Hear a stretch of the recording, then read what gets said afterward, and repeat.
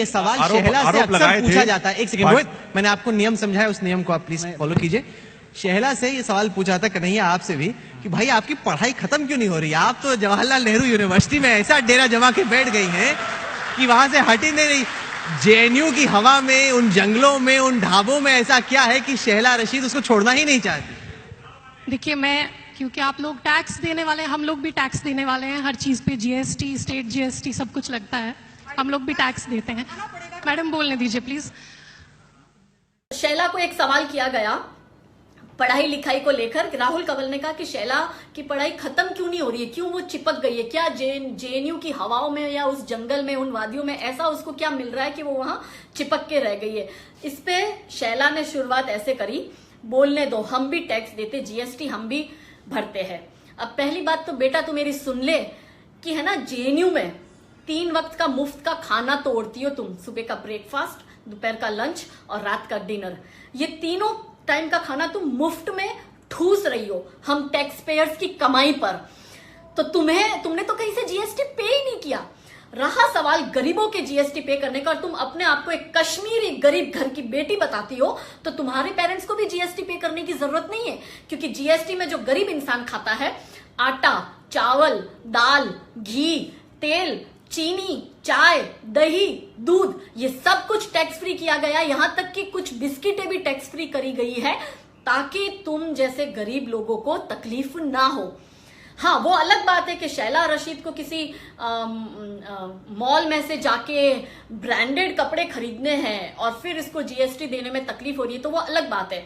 वो अलग बात है कि शैला रशीद को अपनी कैंटीन का खाना ना खा के किसी 5 स्टार होटल में जाके खाना खाना है और फिर जीएसटी देना है, तो वो बात अलग है। तो फिर तुम गरीबों की कैटेगरी में नहीं आती हो, तो फिर अपनी बकवास अपने पास में रखो। तो ये जीएसटी वाले ताने हैं ना, किसी ऐसे इंसान के सामने मारना, हम लोगों के सामने तो कतई ये नहीं चलना है। और मास्टरी करके बैठी हूं मैं इन सारे सब्जेक्ट्स में।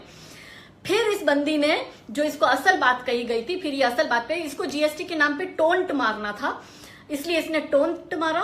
फिर ये असली बात पे आई, इसने कहा कि 3 से 4 साल में नर्सरी पूरी होती है। मैं डॉट टू डॉट पढ़ रही हूँ। 16 साल तक 10 पास करते हैं, 18 साल तक 12वीं पास होती है, 21 साल तक बीए पास होती है। बंदी का दिमाग देखो आप। 22 साल तक बीटेक होती है, 24 साल तक एमबीबीएस होती है, 26 साल तक एमए होती है, 28 साल तक एमफिल होती है, और फिर पीएचडी अगर किसी को करनी है तो 3-4 साल और। मतलब मैं आपको बता दूं कि शैला रशीद की इस वक्त उम्र मेरे ख्याल से 32 या 33 है। ठीक है, मेरी और उसकी उम्र में कुछ ज्यादा फर्क नहीं है, बट 30-31 की उम्र में तो मैंने अपने ही पैरों पर, मैंने ना तो अपने परिवार मायके वालों से कुछ लिया है, मैं बता दूं, ना अपने ससुराल वालों से कुछ लिया है, ना ही इनकी तरह मुफ्त की खैरात में मैं पली बड़ी हूँ 12 साल की उम्र में। अब मेरी बात है ना थोड़ी सी यहाँ पे कड़वी जरूर लगेगी शैला रशीद को, तो अब मैं शैला रशीद को इस बात पर जवाब दे दूं। और इसमें शैला रशीद ने ये कहा था कि ये जो एंटी इंटेलेक्चुअल गैंग है, यानी कि हम लोग खुद को इंटेलेक्चुअल समझ रही है ये बंदी, सेल्फ प्रोक्लेम्ड इंटेलेक्चुअल, और हम एंटी इंटेलेक्चुअल गैंग है जो इनकी पढ़ाई के पीछे पड़े। अब बेटा मैं ना तुम्हारी पढ़ाई के पीछे नहीं पड़ी, मुझे दिक्कत तुम्हारी हरकतों से।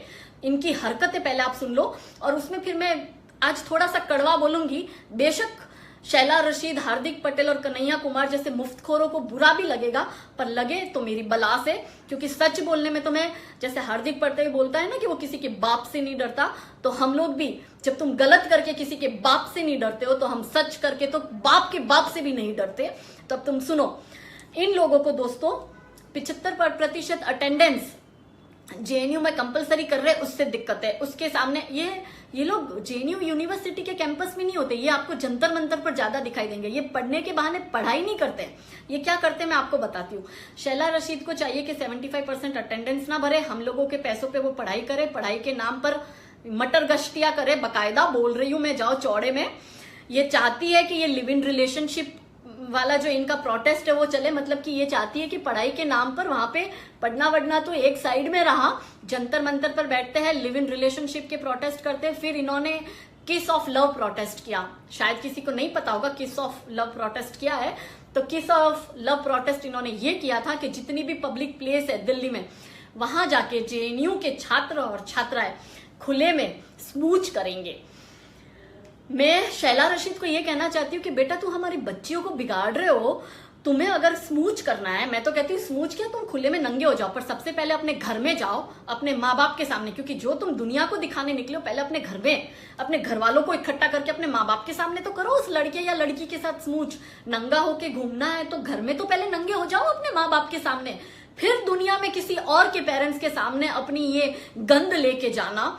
खुद के घर वालों के सामने नहीं करते। इनके घर वाले बहुत छोटे से गांव में बड़ी ही वैसी परिस्थिति में रहते हैं, उनको तो बेचारों को कुछ पता भी नहीं होता है। उनको लगता है बच्चे पढ़ने जा रहे हैं, हमारे बच्चे पीएचडी करें। इनके बच्चे पीएचडी नहीं करते। इनके बच्चों को चाहिए खुले में स्मूच करने की छूट, इनके बच्चों को चाहिए खुले में नशा करने की छूट, इनके बच्चों को चाहिए खुले में। जेएनयू में आपको ड्रग्स, अफीम, नशा इतना पर्याप्त मात्रा में मिलेगा, और इन लोगों की बैग में आपको किताबें नहीं मिलेगी, किताबों से ज्यादा तो इनकी बैग में आपको कॉन्डम्स मिलेंगे। इन लोगों को लिव इन रिलेशनशिप चाहिए। मतलब जेएनयू में क्या है मैं आपको बता देती हूँ, खाना फ्री है, रहना फ्री है, लॉन्ड्री फ्री है, रूम फ्री है। इनको जो रूम जो स्टूडेंट को मिलता है वो रूम फ्री है। तो क्या होता है, खाना पीना रहना सब कुछ फ्री है, रूम में अय्याशियां कर लेते ये लोग। लिव इन रिलेशनशिप मनाओ, हमको कोई दिक्कत नहीं है। मेरी बला से जब तुम्हारे पेरेंट्स को कोई दिक्कत नहीं है, आपस में तुमको प्रॉब्लम नहीं है, तो हमें तो कतई प्रॉब्लम नहीं है।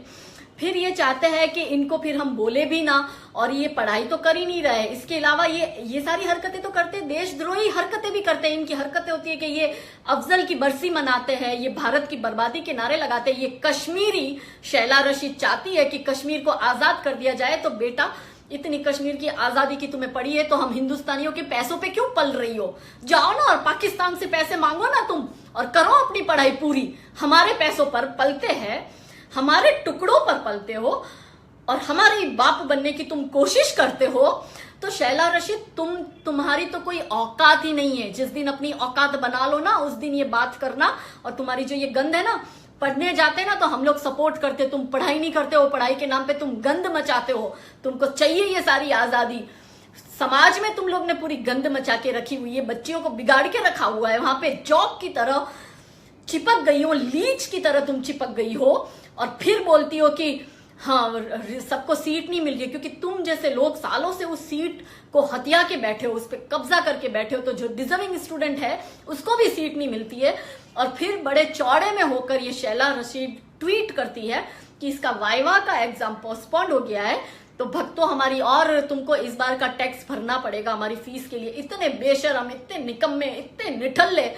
गलती इनकी परवरिश में है कि इनके माँ बाप ने अपनी औलाद को पैदा तो कर लिया पर ध्यान नहीं दिया। इसलिए ध्यान नहीं दिया क्योंकि ये कम्युनिस्ट लोग कहते हैं ना, लड़कियां भी दारू पी के टल्ली हो जाओ, लड़के भी दारू पी के टल्ली हो जाओ। बच्चे कहाँ पल रहे हैं, कहाँ बढ़ रहे हैं, बड़े होके ये हार्दिक पटेल, शैला रशीद और कन्हैया कुमार बन जाते हैं।